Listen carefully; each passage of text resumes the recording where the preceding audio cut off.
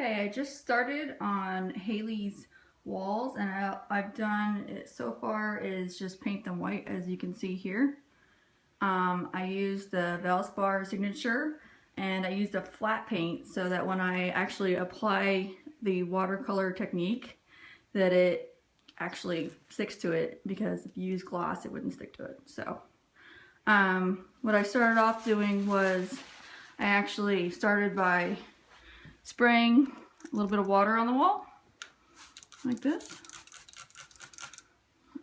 and then I took a little bit of paint, which I'm using the Divine Color by Valspar that you can get at Target, and I just started off by applying a little bit. It doesn't matter because it's gonna be spread around anyway, so it doesn't matter what it looked like.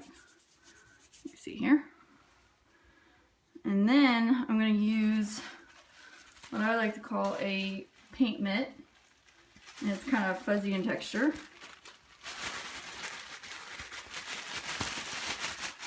You can see my paint mitt here. Okay. Now I got it a little bit wet, that's why I have a little bit of water here. So I just got a little bit wet, and then you can kind of rinse it out by squeezing it. So after you apply the paint, you're not going to wait too long because you don't want it to dry like this. So you're going to start by kind of playing around with it, and you're going to move it all around until you get the desired look that you want. And the great part is you can't really mess this up because you can always go back and add paint or take away while it's still drying. You don't want to do too much of a pat technique, in my opinion, because then you're going to get kind of a sponge look. And I wanted more of a large brush watercolor look, so I kind of just spread it around. And then you kind of want to get a little crazy by going off there. As you can see, it's a little light right now, so I'm going to go back by adding more paint. I'm going to add a little bit more paint. And then you're just going to do like you did last time. And you're going to keep doing this until you reach the color that you want. So you just keep adding. So if you want a really pastel look, then obviously you use less. And if you want it to be really darker in the room, then you would add more paint.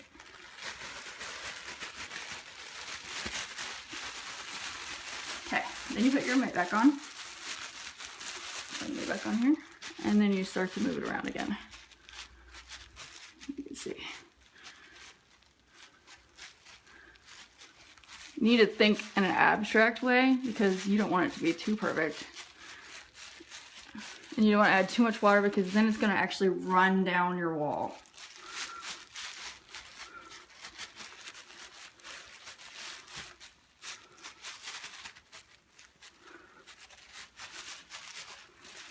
And then if you want to take some away, you can take some away by using a paper towel, which I will show you. I just use a regular paper towel here, and you can kind of wipe it off a little bit if you want to.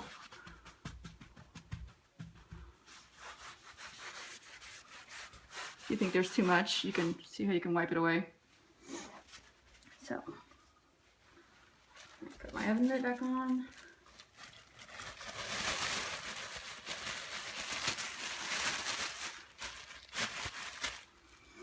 But now I'm going to go back, kind of finish off the edges. And you kind of want, like, basically you just want to kind of smear it around until you get like a large blob or a large cloud kind of look. You don't want it to be too streaky, so you kind of want to move around because you don't want to go in one direction.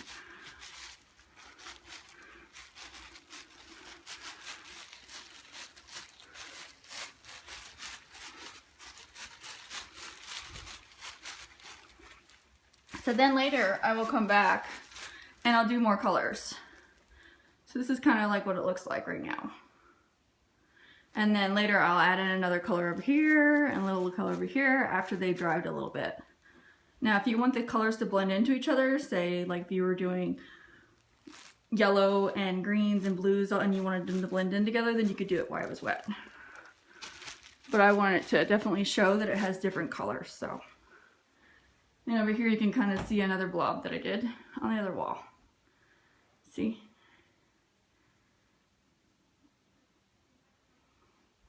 So now I'm going to add in, I'm going to rinse out my mitt, and then I'm going to add another color. And there you go. So watercolor wall.